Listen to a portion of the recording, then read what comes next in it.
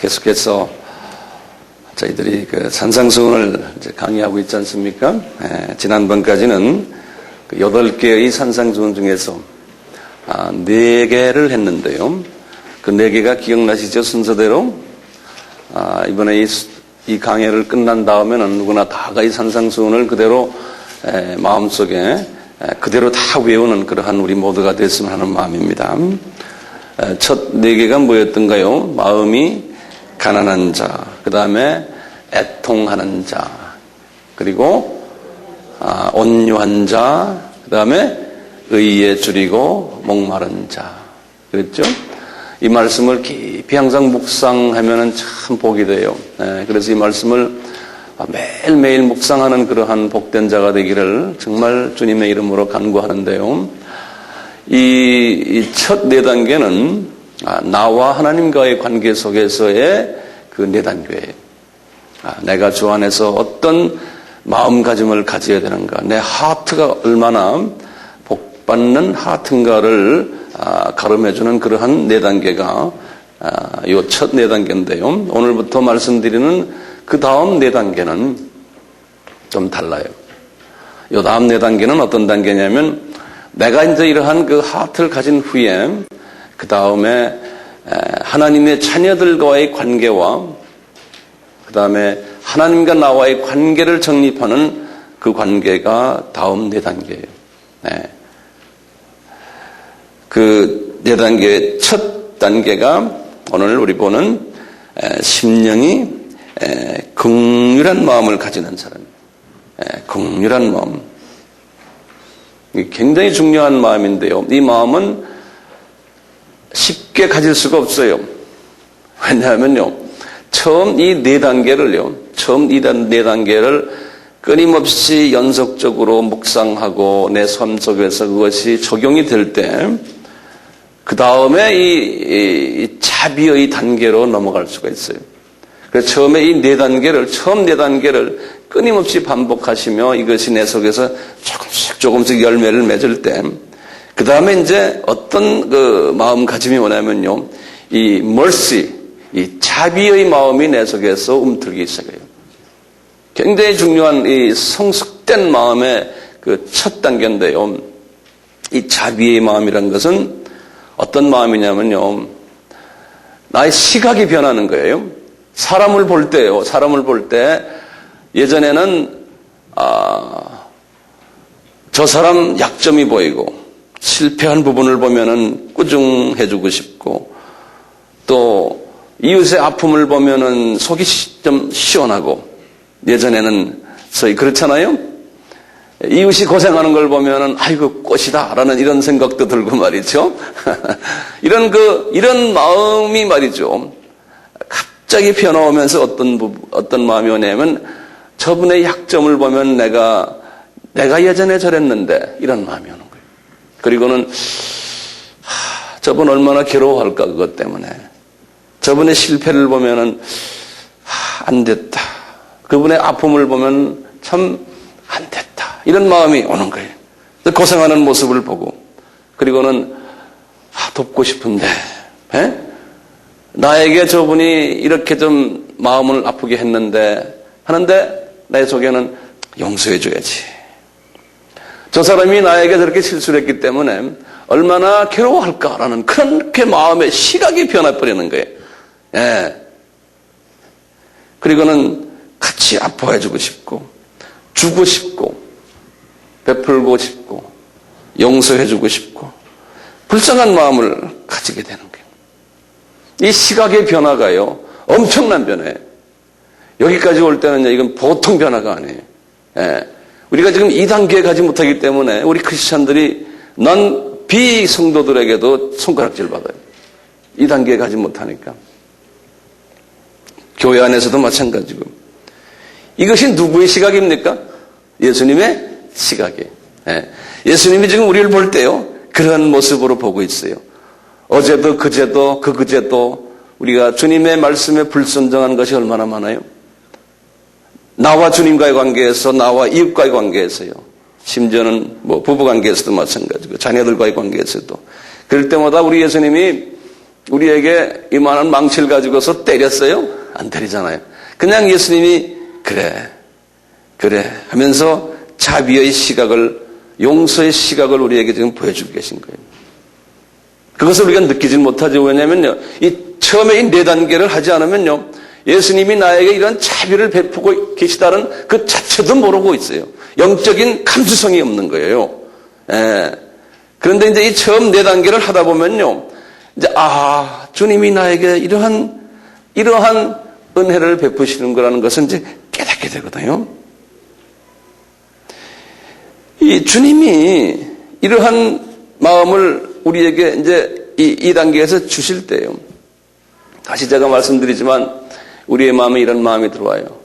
저 사람이 철이 없어서, 몰라서, 어리석어서, 깨닫지 못했어, 보지 못했어. 저렇게 행동하는구나. 이렇게 그냥 이렇게 안아주는 거예요. 마음이 넓어지는 거예요. 그러면서 측은한 생각이 들어오고, 멸시하는 것보다 말이요, 긍휼한 마음이 들어오는 거예요. 그러니까 내 혀가 어떤 혀가 되냐면 정죄하는 혀가 되지 않고요, 이 긍휼의 혀, 용서의 혀가 이렇게 되는 그 변화가 우리에게서 오는 거예요. 그럴 때마다 제 경우도 그래. 내 자신이 예전에 저랬는데 자꾸 나와 그 이웃과를 비교하고, 나와 제가 지금 정죄의 대상이 될 만한 사람들 자꾸 비교하면서, 주님, 제가 그 전에 그랬는데요. 특히 이제 젊은 사람들이 어떤 실수하는 걸 보면 그래요. 주님, 제가 저 나이 때는 쟤보다 못했는데요. 내가 그런다고요? 주님과 대화하면서요. 지금은 내 나이에서 내가 내 기준으로 보니까 마음이 안 차지만, 제가 저 나이 때, 내가 저 20대 때 저는 저 형제보다 내가 못했어요. 나는 자꾸 나를 비교하면서, 주님, 저 형제가 나보다 낫네요. 저 형제가 나보다 낫네요.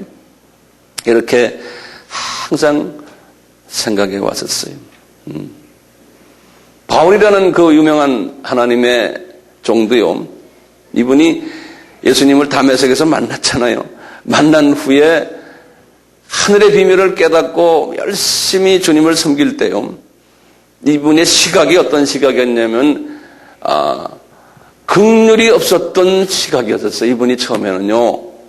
왜냐하면 하늘의 비밀을 깨닫고, 와, 이렇구나, 이거 대단하구나, 왜 저 사람들은 모르지 하고 많은 부분에서 이 바울은요, 남을 정죄를 할 만한 입장에 있는 입장에서 가끔 정죄도 좀 하셨어요, 이분이.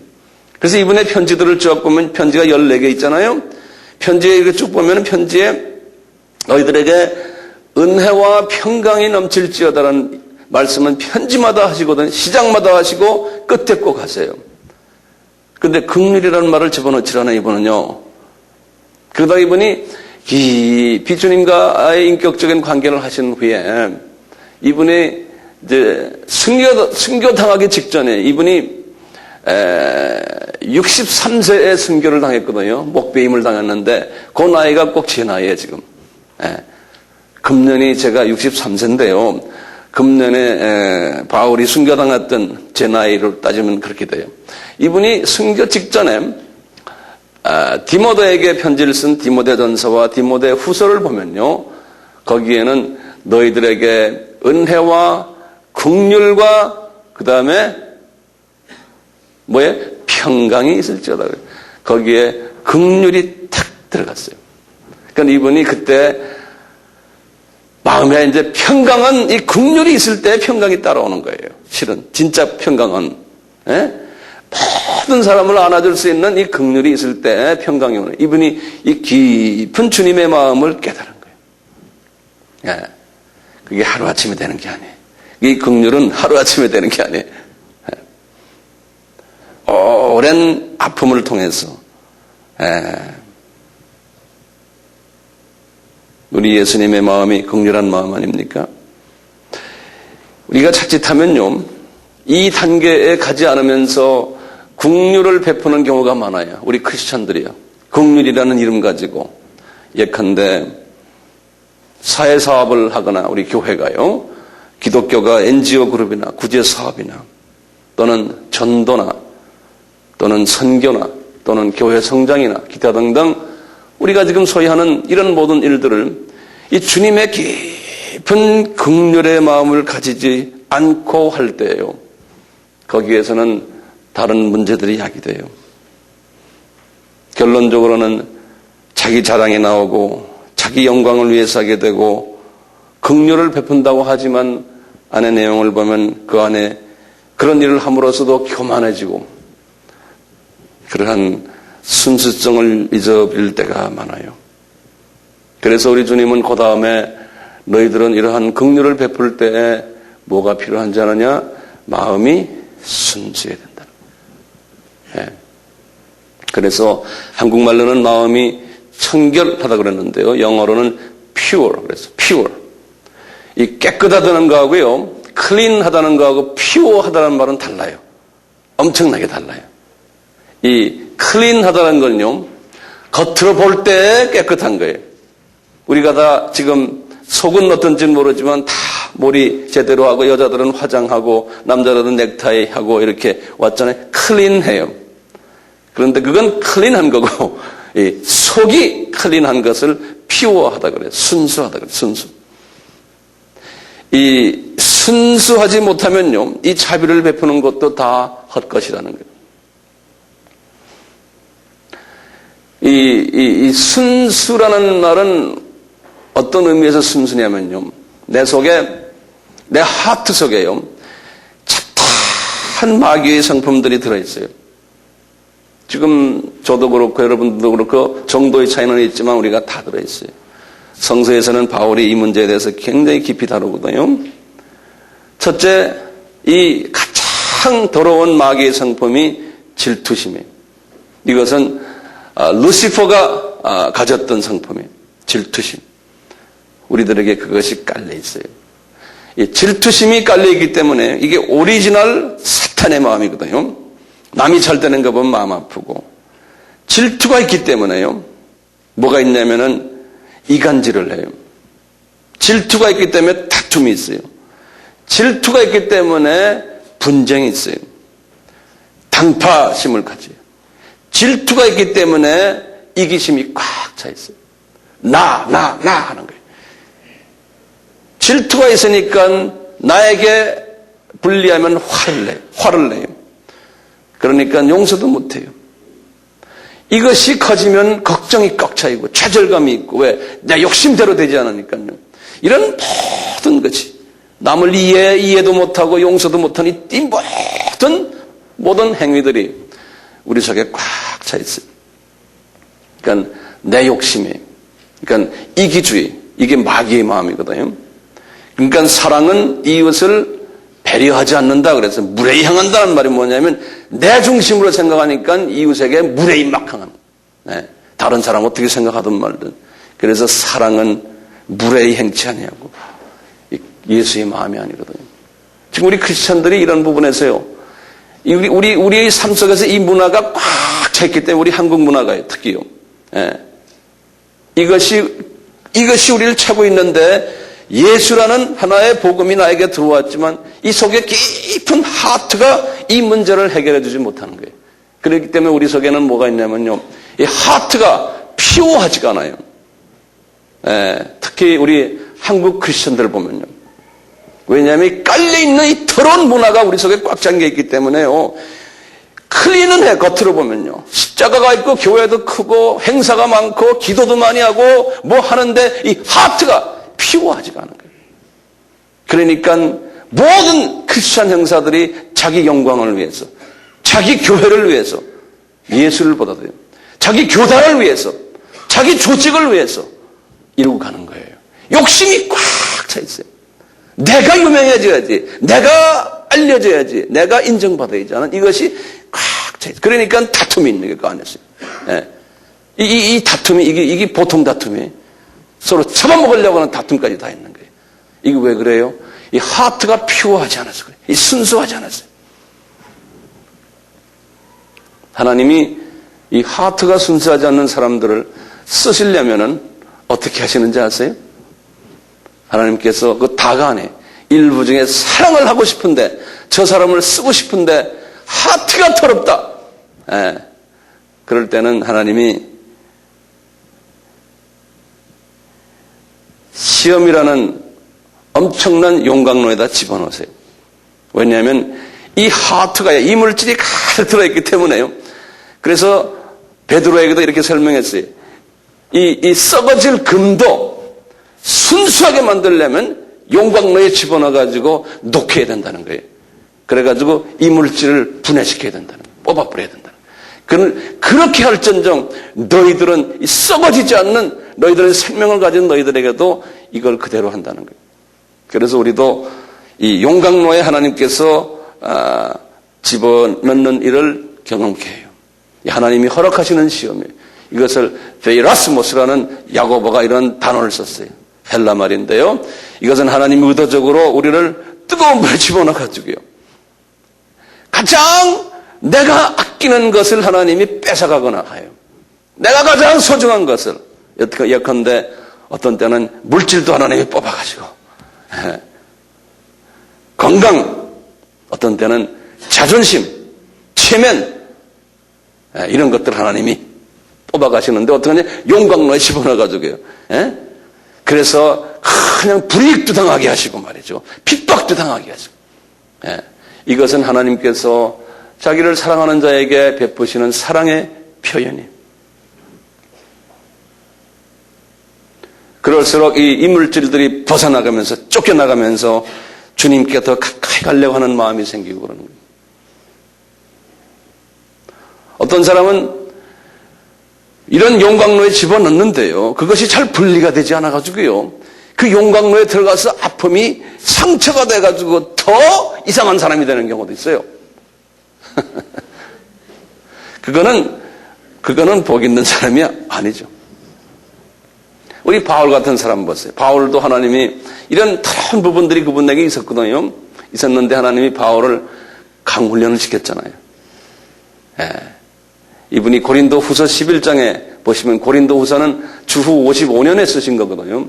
이분이 주후 35년에 다메섹에서 예수님 만난 후에 10년을 혼자서 외롭게 훈련받고 그 다음에 10년을 사역을 했는데요. 20년이라는 그 기간 동안에 첫 10년은 혼자서 외롭게 처음에 이 4단계를 한 거예요, 이분이. 그러다가 이제 그 다음에 이제 10년은 사역을 하면서 하나님께서 또 용광로에 집어넣는데요. 고린도전서 후서 11장에 그 자기가 어떤 용광로에 10년 동안 들어간 날을 설명하는 장면이 있어요. 이분이 그래요. 내가 그분이 지금 로마 감옥에 갇히기 전에 이미 옥에도 수없이 들어갔다네. 우리 같으면 경찰서 감옥에 들어간 거나 맞지. 일주일씩, 열흘씩 말이죠. 옥에도 수없이 가고, 매도 수없이 맞고요. 여러 번 죽을 뻔도 했다는 거예요. 하나님이 그냥 강훈련을 시키시는 거예요. 39번씩 맞는 매를 5번이서 맞고요. 거의 죽을 뻔해요. 3번씩 태장을 맞고, 한 번은 돌로 얻어맞고 말이죠. 그 다음에 배를 탔는데, 복음 때문에 3번씩 파산해가지고 일주일씩 그냥 암흑 속에서 헤맨 고생도 해봤고요.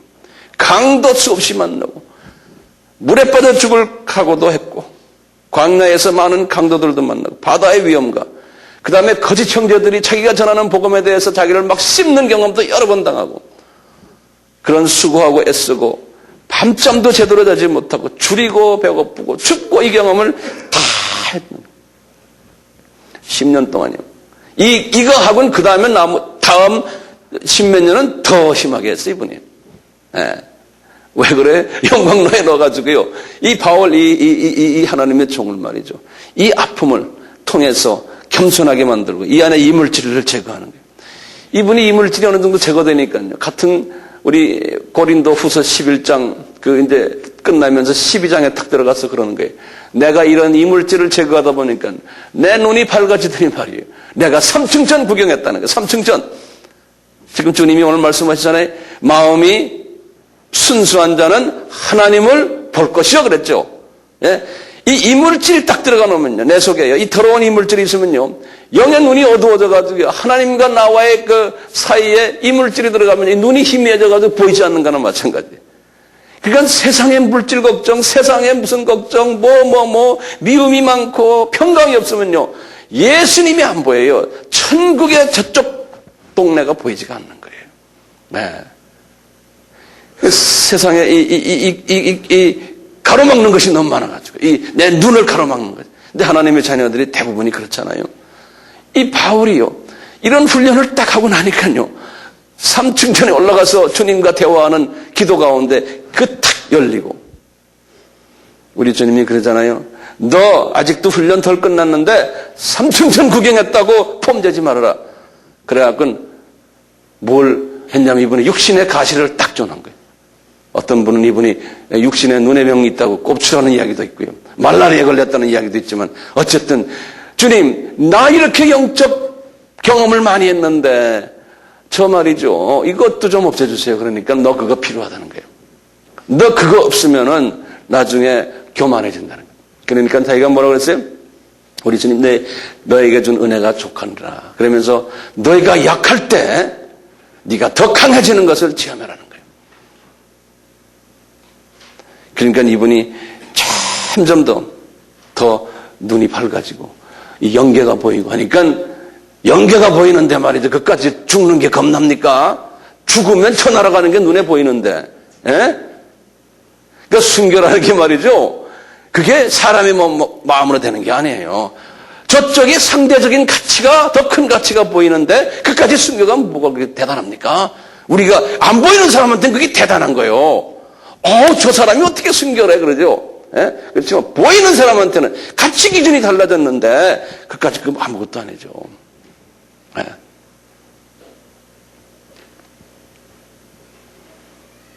우리 주님의 그 이복 형제인 야고보에게 이런 부분에 대해서 예수님이 가르친 게 있어요. 야고보서 1장에 그랬어요. 너희들 지금 엄청난 이 시험을, 용광로 시험을 지금 받고 있는데, 이 시험은 왜 주는지 아느냐? 너희들에게 인내를 만들기 위해서 그렇다는 거예요.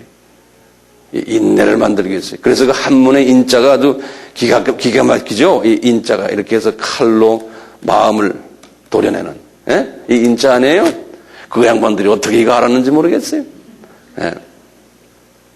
이 하트를, 인내 훈련은 뭡니까? 내 속에 있는 이 더러운 것들을 성령님의 기름 부으심과, 어떤 때는 불같은 성령님으로, 어떤 때는 바람같이, 어떤 때는 이슬같이, 비둘기같이 내 속에 있는 더러운 것들을 잘라내고 순수케 하는 그러한 일들이 인내 훈련이에요. 이 더러운 물질을 제거하는 과정이에요. 그래서 예수님의 마음으로 내가 형성되는 그 과정을 인내라는 표현을 썼어요. 그냥 세상 사람들은 그냥 막연히 꼭 참고 있는 그런 인내하고 달라요. 이게 역동성이 있는 거예요.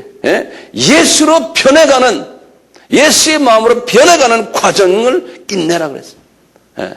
그래서 인내가 계속 있게 되면요, 오래 참으면 예수님을 닮아가는. 그래서 그 인내가 다 어느 정도 인정받았다 할 때 뭐라고 그랬냐면, 야고보에게나 베드로에게 내가 약속한 생명의 면류관을 주겠다 그런 거예요. 우리가 왜 인내를 해야 됩니까? 그리스도의 마음으로 많이 변화갈 때 천국에 올라가면은 지도자 계급에 있다는 거예요. 예수를 닮은 만큼 천국에 내 계급이 설정되는 거예요. 예수를 닮은 만큼. 그래서 바울이 그걸 깨닫군요. 고린도전서 13장에서 사랑은 할 때 제일 먼저 뭐가 나와요? 사랑은 그래놓고 오래 참고 그러는 거예요. 사랑은 오래 참는 거예요. 그게 쉽게 됩니까? 아니에요. 사랑은 이 이물질이 많이 제거되면서 나온 하나의 프로덕트의 작품이에요. 하나의 산물이에요. 그래서 사랑은 하면서요,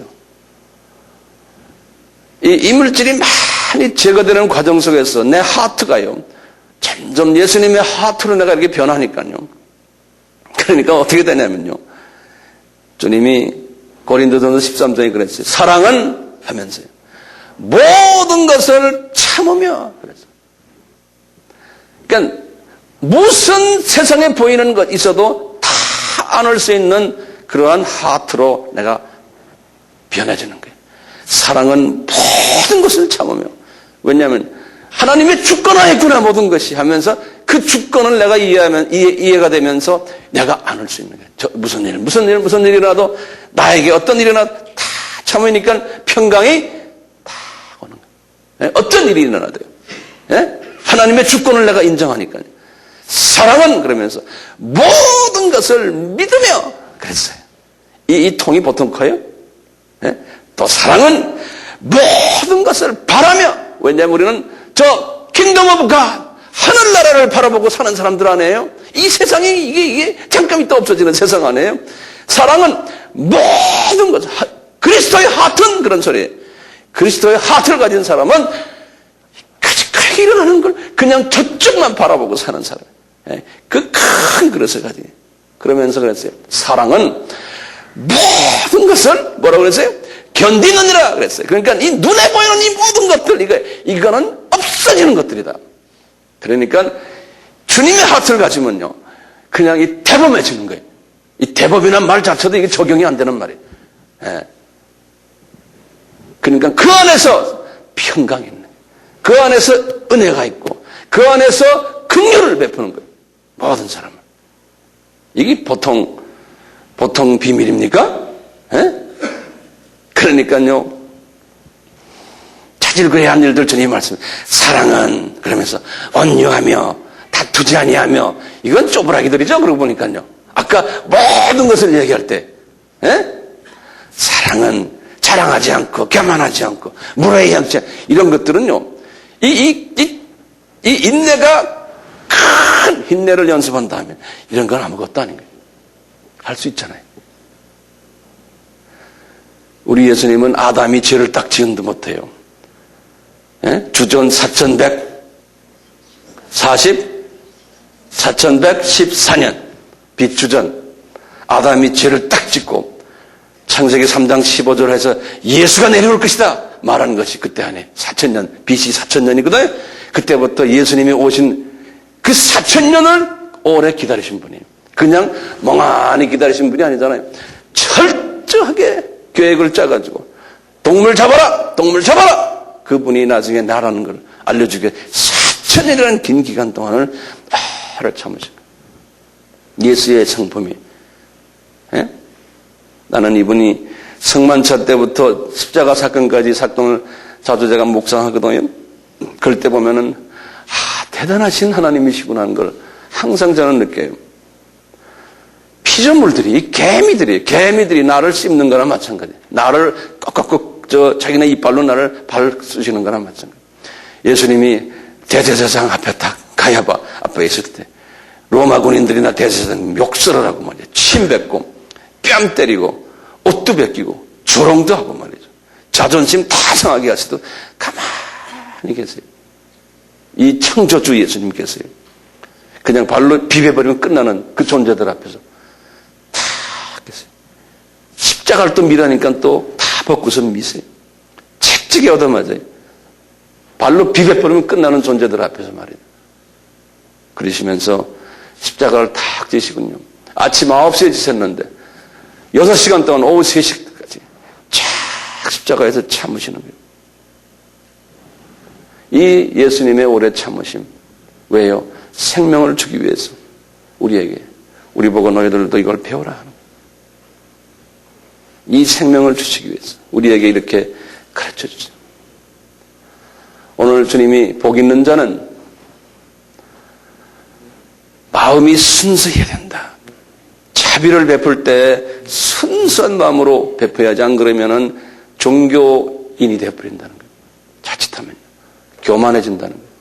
자기 자랑, 자기 영광 찾는다는 거예요. 그렇기 때문에 순수해야 되는데, 이 순수해지면 이점이 딱 2개가 있어요.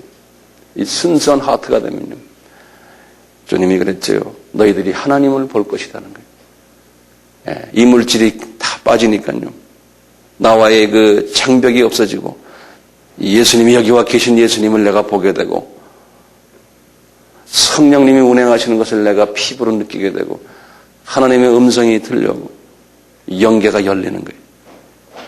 우리는 육의 눈은 밝아요. 이 마음의 눈도 밝아요. 그런데 이 영의 눈이 밝아지려면 영이 깨끗해야 되는 거예요. 마음이. 하나님께서 바울에게도 그랬지만 모세에게도 똑같은 원칙을 했어요. 이분이 인내 훈련을 80년을 받았어요. 하나님이 사랑하시니까요. 40년은 지도자 훈련 받고 나머지 40년은 겸손의 훈련을 했어요. 그 후에 이분이 예수님이 딱 나타나시니까 눈에 보인 거예요. 하나님이 그분에게 신의 산으로 올려보내서 직접 만나게 하시고 쉽게 명대막 주시고. 왜 그래요? 이분이 이 영의 눈이 뜨여진 거예요. 네. 그러니까 직접 주님께서 모세를 만나셨잖아요. 우리가 이게 하트가 피오해지면 성령님의 기름 부으심을 매일 체험할 수가 있어요. 성령님이 나에게 기름 부으심을 매일 찬양을 하면서 기도하면서 걸어가면서 그래서 이 마음이 깨끗한 자는 야고보에게 약속하신 것처럼 이 시험을 참는 자는 다시 말하면 이 하트가 깨끗해지는 이 과정을 잘 참는 자는 나중에 옳다 인정받은 후에 주께서 자기를 사랑하는 자들에게 약속하신 생명의 면류관을 주시겠다는 거예요. 야고보에게 약속하셨어요. 우리에게 약속한 거랑 마찬가지 아니에요? 베드로에게도 똑같은 약속을 했어요. 베드로전서 1장 7절. 너희는 믿음의 시련이 불로 연단하여 없어질 금보다 귀하여 너희들은 금보다 더 귀한 존재다라는 거예요. 이 믿음의 시련이 다 끝난 후에 이 하트가 피유하게 된 후에 그리스도가 나타나실 때 칭찬과 영광과 존귀를 너희들에게 주겠다는 거예요. 계급을 높여주겠다는 소리나 마찬가지예요. 네. 우리는 천국에서 영원한 세계에서 계급이 높아지시려면 어떻게 해야 돼요? 마음이 피요해야 돼요. 어떻게 그 피요함을 받을래요? 하나님이 사랑하는 자들에게는 용광로에다 집어넣어요. 그래서 팔복 중에 마지막에 보면 너는 나를 위해서 핍박을 받고 욕을 먹고 선지자들이 다 그랬단다. 즐거워하고 기뻐하라. 너의 상이 큼이라 그랬잖아요. 그러니까 우리가 결론적으로 제가 한마디 하겠는데 주님을 믿는 주님의 자녀들이 대별하면 두 가지가 있어요. 한 분은 그냥 하트가 그대로 있어도 그냥 주님을 잘 섬기다가는 일반 주님의 백성들이 있어요.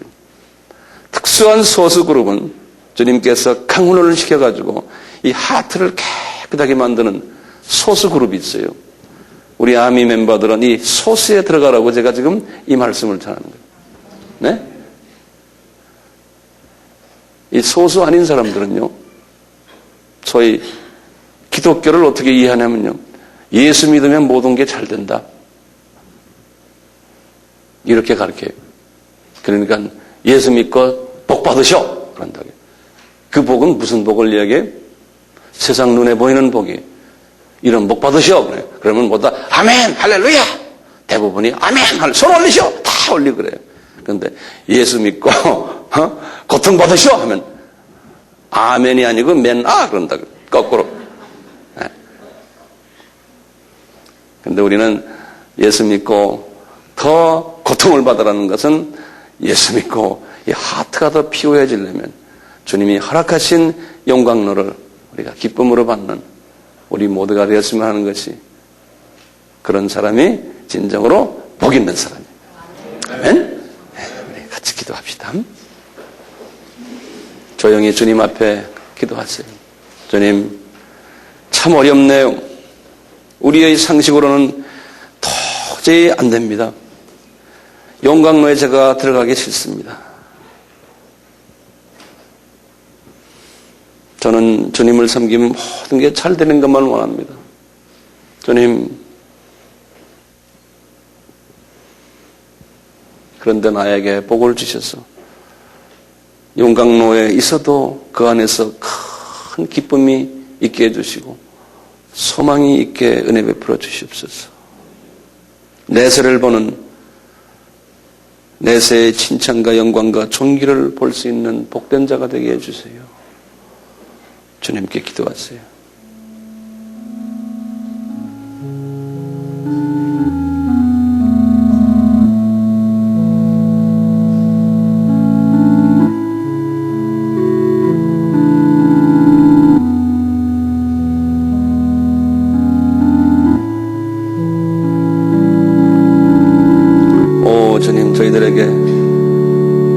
약속하신 복된 자가 되게 은혜 베풀어 주시옵소서.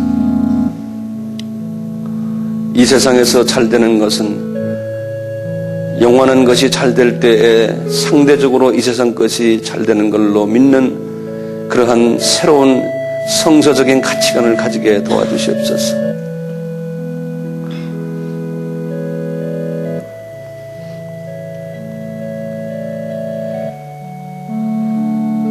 은혜 주셔서 이 세상에서도 잘 되고 영적으로도 복을 받는 우리 모두가 됐으면 얼마나 좋겠습니까? 우리 하트를 복을 내려주셔서 약속하신 이 세상 복과 저 세상 복을 동시에 받는 복된 자가 되기를 간절히 간구합니다. 우리가 이 세상 것을 많이 받고 이 세상 것을 많이 누릴 때마다 주님을 더 사랑하게 해주시고 우리 예수님을 더 의지하게 해주시고 가진 것을 저 세상을 위해서 쓰는 자들 되게 해주시고 진정한 의미의 복된 자입니다. 이 복을 우리에게 내려주시옵소서. 이 세상에서 가진 것을 초토로 여기는 믿음의 소유자들 되게 하시고 그것이 내 것이 아님을 고백하게 해주시고 그것이 주님의 것임을 고백하게 해주시고 많은 걸 가졌지만 그것이 나를 노예화시키지 않게 해주시고 많은 건 가진 것이 그것 때문에 더 자유스러운 사람이 되도록 복을 내려주시옵소서. 오 성령님이시여 기름 부으소서. 성령님이시여 한 분도 예외 없이 주님의 자녀들에게 기름 부으소서. 기름 부으소서. 기름 부으소서. 우리의 하트를 성령의 기름 부으심으로 변화시켜 주시옵소서. 성령의 불로서 태워주시고 성령의 물로서 씻어주시고 말씀의 검으로 잘라주시옵소서. 오 우리에게 긍휼을 베풀어 주시옵소서. 주님께서 말씀하셨습니다.